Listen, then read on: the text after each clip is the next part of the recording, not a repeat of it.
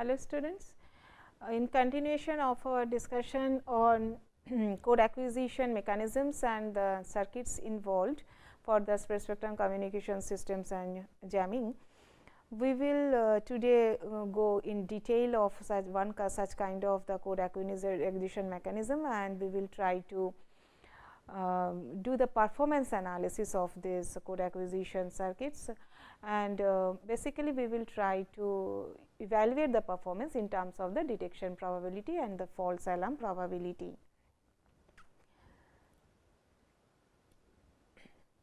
Remember, when we are talking about a code synchronization, there are few terms involved related to the performance analysis of a synchronizer, and the performance measure is largely involve the term called detection probability, which basically is telling how many times you are successfully detecting the or achieving the synchronization. I mean, you are detecting the threshold is properly crossing the level, and hence you are declaring that you have acquired the synchronization. If you are detecting, then also it involves how many times you have missed and how many times you have given the false detection. So, falsely detecting something is will be quantified by the probability of the false alarm, and why this false alarm is coming into picture is your whole detection process and the synchronization process is a random process, is a stochastic process involved, because it is a function of it is having a large dependency on the Doppler change of the Doppler frequency change or the Doppler derivatives, as well as the different delay profile changes of the wireless communication channel. So, hence the fall, and also some other issues are there, circuit issues are there of the front end RF circuits. Dwell time is the time that we have learned in the previous module, that involves the time for your integration process inside the detection. Apart from all these three, we have a very important parameter called acquisition time. Remember, the acquisition time and dwell time are not the same thing. Dwell time involves the integration time involved inside the detector. Acquisition time is the total time you are taking to declare the synchronization is achieved.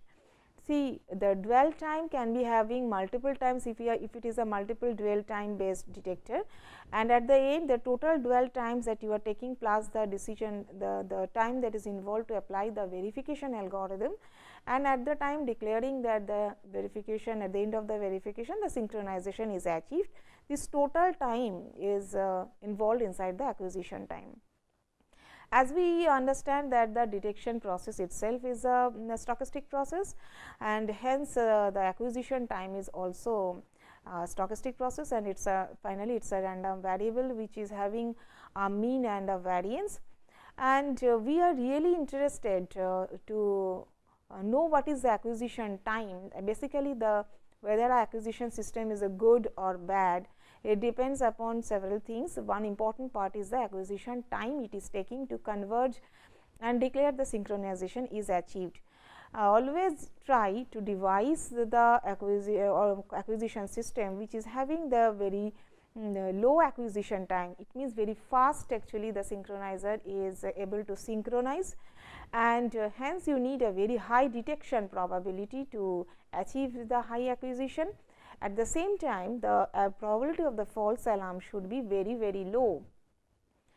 And this is the ideal situation that we always dream of, and which is the target of designing any synchronizer in practice. And remember one more thing, that whenever we are talking about this acquisition time, and if we see the expression of the acquisition time, later on we will discuss on it. If we see the expression of this acquisition time, we will see it is a function of this PD, the detection probability, the false alarm, as well as the dwell time.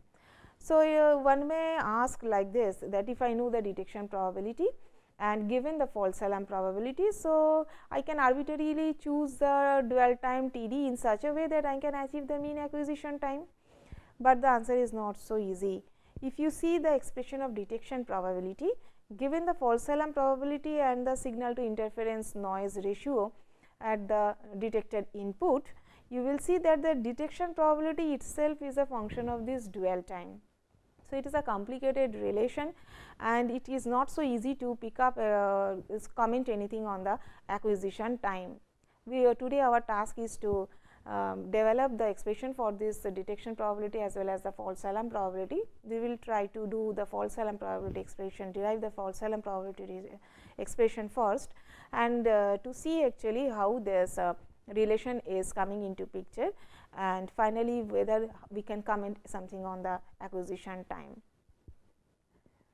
We will consider a system to continue to derive the expression. This is the system, the block diagram of the single dwell time PN acquisition system, and it is a non-coherent detector based. Remember, as discussed in the last module, if it is a non-coherent detector, you will see you do not know anything about the phase ambiguity of the carriers. So, carrier synchronization is not done, and hence you do not have any clue about the phase ambiguity of the carrier frequency, and hence the non-coherent detector is coming into picture, and non-coherent detector involves a band pass filter and a square law envelope detector. Output of the square law envelope detector will be fed into a integrate and dump circuit. It will be sampled, and this parameter that is entering into the threshold device, which is basically a decision device where the verification algorithm is running, he is taking the input of this Z. Remember, this Z, he is the input to the decision device. We will do lot of derivation based on this Z. If the threshold output is saying that the synchronization is achieved, then you are here in this line and there is no feedback going into the local PN code generator. Otherwise, if it is not, synchronization is not achieved, then there will be some correcting information should go inside the PN code generator, and based on this information coming from the decision device, the waveform that is generated inside the PN code, its phase and its timing as well as the phase and timing, it will be changed. Basically, the phase is changed, and in order to reduce the difference of the phase between the received signal PN code as well as the locally generated PN code. So, that is the target, and over the several iterations we believe that actually if the decision algorithm is perfectly running and if it is correct. So, then over the several iteration we will be closely achieving the synchronization at a particular time. So, that is the target, that is the way the whole circuit operates.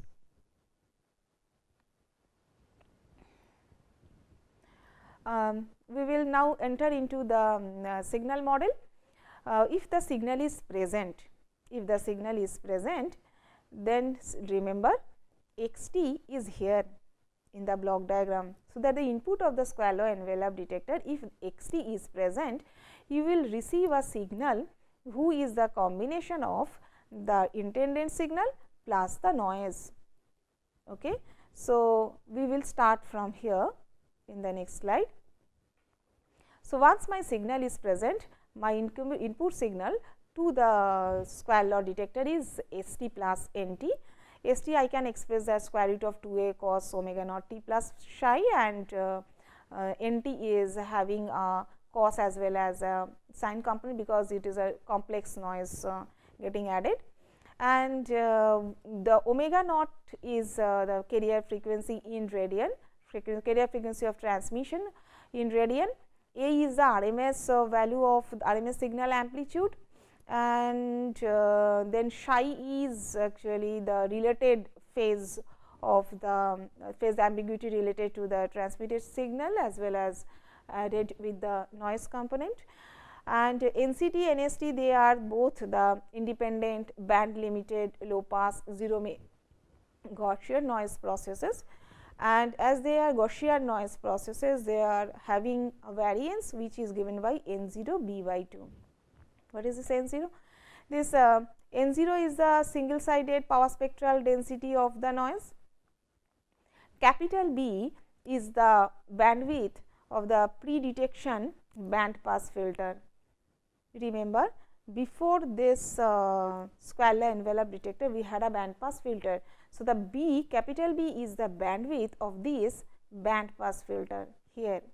So, the noise is heavily affected by the bandwidth of this band pass filter. If I substitute this expression by this lower one 1.1, we get 1.1, where this r is nothing but the square root of a plus n c t square plus n s square t, and this theta t is coming because of the tan inverse of this noise component plus the a plus n c t.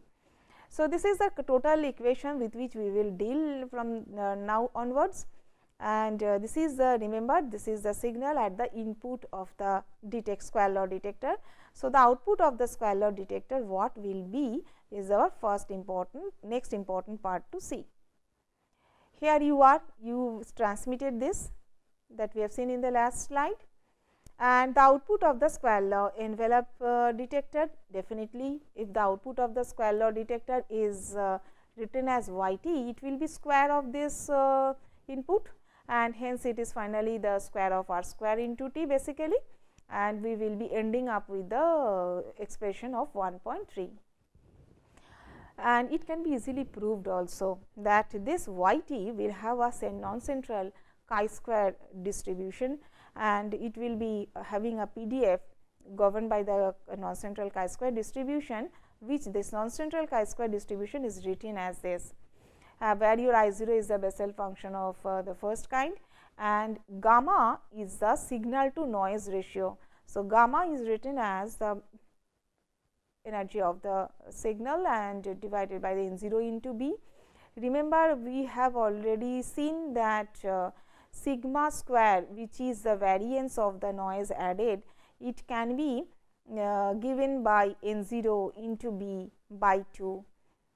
Okay. So, n0 by 2 is two sided power spectral density of the noise, and b was the bandwidth of the band pass filter who was residing just before your square law detector, and we have just replaced it here, and this is a total expression in terms of the noise variance and the incoming signal we are getting. So, this expression is valid when signal is present. Remember, what will happen if my signal is not present? Means the RMS value of this signal A, which is given by A, that will be now 0. If I substitute the value A is equal to 0 in the upper equation, this non-central chi-square distributed PDF, we will get the PDF of central chi, we will get the PDF of a PDF given by equation 1.6, which is fundamentally the PDF of no signal condition, and it is obtained by substituting A equal to 0 in the equation 1.4, and obviously that it will come to a central chi-square distributed PDF. Remember that where we are right now, let us go back and revisit. We started with the x t, we have squared it, we have entered into the, we have got the expression for y t, and we have tried to see what is the distribution of this y t. We have realized that if the signal is present, it is having a non-central chi-square distribution, and if the signal is not present, it is having a central chi-square distribution PDF. Next part is to enter into the integrate and dump receiver, and remember, in not only the integrate and dump receiver, from y t we will jump here at the point z I.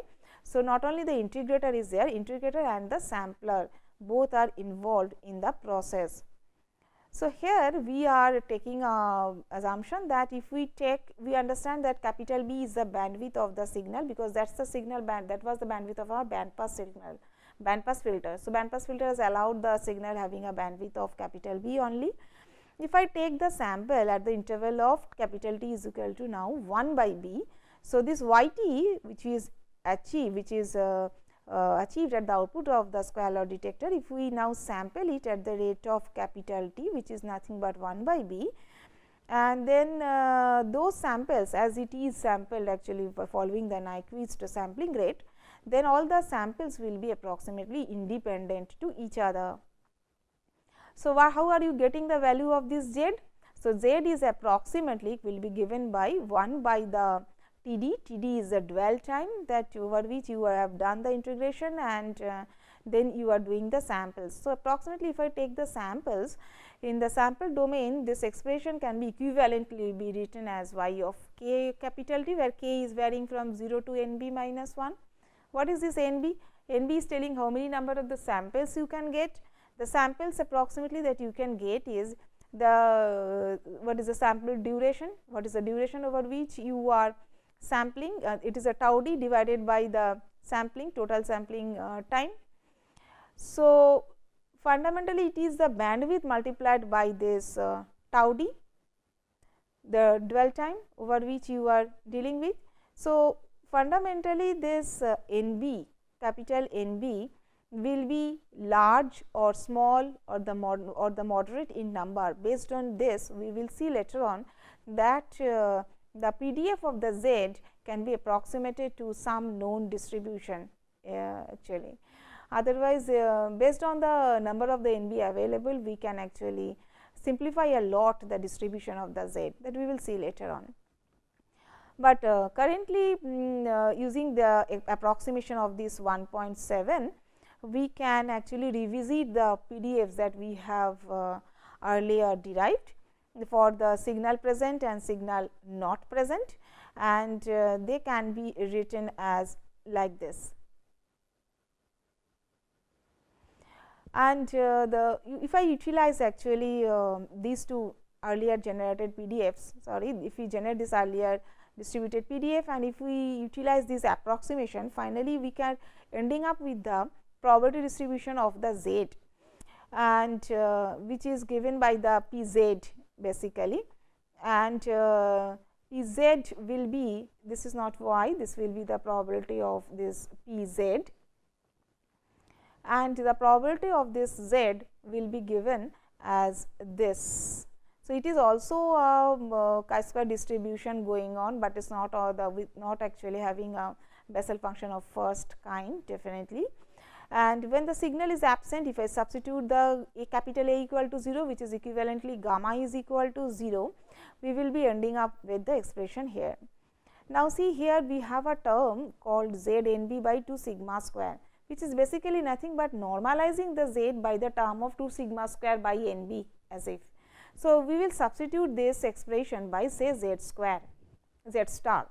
If I do it, then this expression, both the expression with signal present and signal absent, in both the situation we will be ending up with two more expression given in 1.11 and 1.12.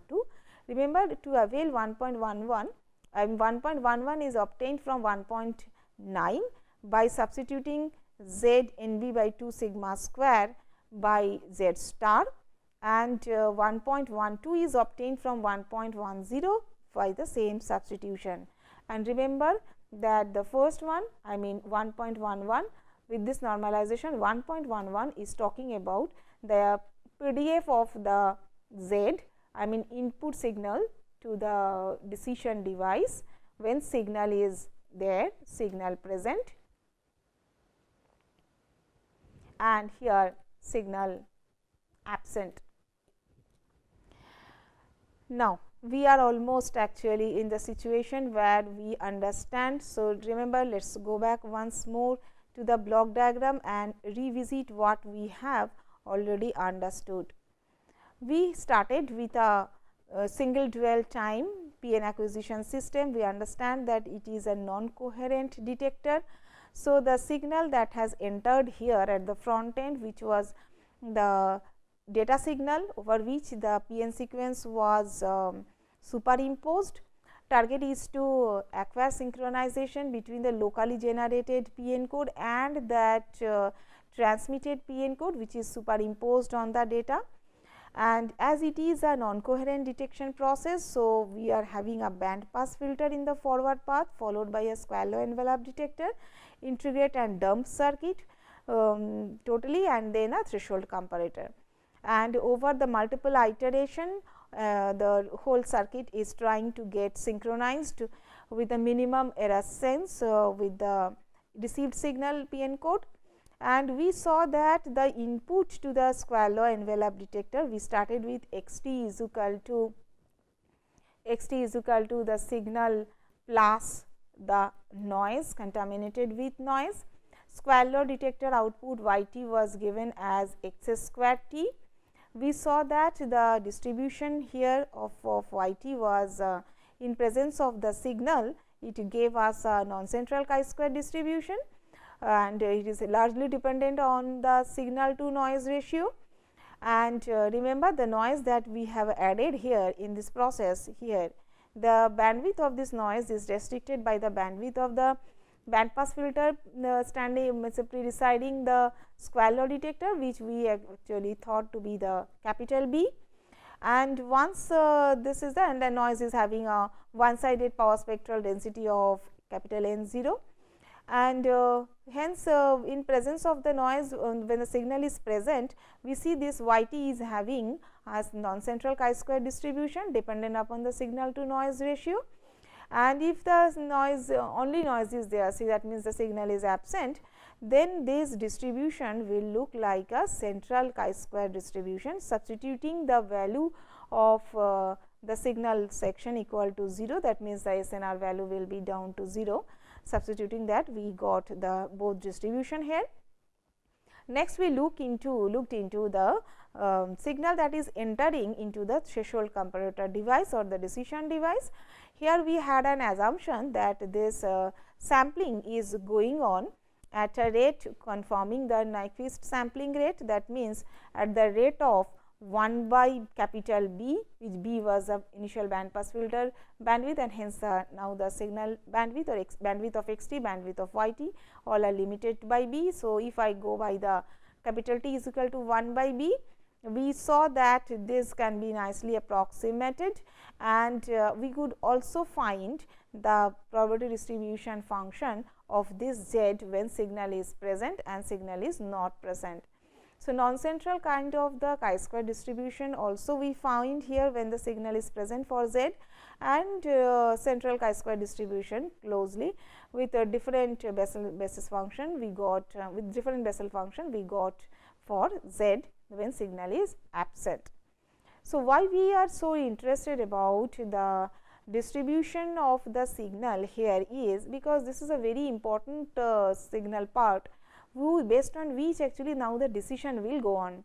What I started with is the performance analysis of code acquisition technique, means you have to define or you have to derive the detection probability and the false alarm probability, right. So, based on this input and its probability distribution, we will now take the decision inside it. So, let us assume that inside the threshold comparator there is a verification algorithm running, where there is a threshold marked as eta. So, the algorithm will tell that where the algorithm will really try to understand how many times the incoming signal, this PDF is crossing the threshold. And remember, there will be the correct detection if actually for all the cases when this guy, this z I will cross the theta I. So, theta I to infinity to up to that zone, there will be a detection probability going on, and rest of the term actually when the signal is definitely present for the detection probability, correct detection is going on. The same integration will run when the detection, when the incoming signal is falsely crossing this eta when signal is absent. So, probability of false alarm and probability of detection both actually integrate the incoming signal PDF Z for the interval that that PDF is crossing eta and reaching from eta to infinity times, that PDF of Z is getting integrated. But remember that for probability of false alarm, only difference is that this PDF is in this is a PDF in absence of the signal, and in case of the probability of detection, this integration will run with the PDF that we have obtained when the signal was present. Okay. So, it is a basically substitution of the PDF of the Z in presence of the signal and in absence of the signal. Presence of the signal will tell you the detection probability, absence of the signal will tell you the false alarm probability. Now, let us go to the slide where we were. So, here we are, and we with the explanation that I have given with respect to the block diagram. Now, instead of z we have normalized z known as z star. So, we will also normalize the threshold by the same amount 2 sigma square by capital N B, and eta star is given as the normalized threshold. So, the probability of false alarm will be, as I told, it will be the integration of n star to infinity of the probability of z star dz star, where this probability of z star is the probability when the signal is absent, I mean the equation 1.12.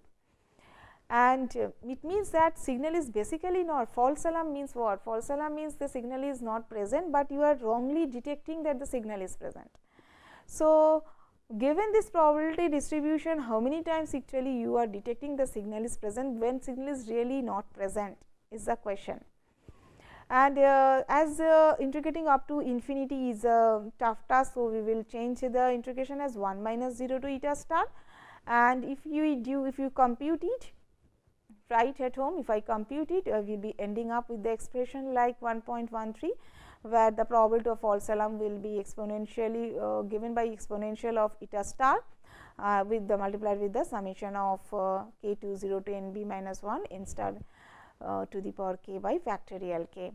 So, it is the exponential expansion of this guy who is coming into this pattern, and with that we will try to end up the probability of this module. We will try to end up this module with the understanding of the probability of false alarm. Our next important understanding will be to derive the expression by the probability of derive the expression for the probability of detection in the next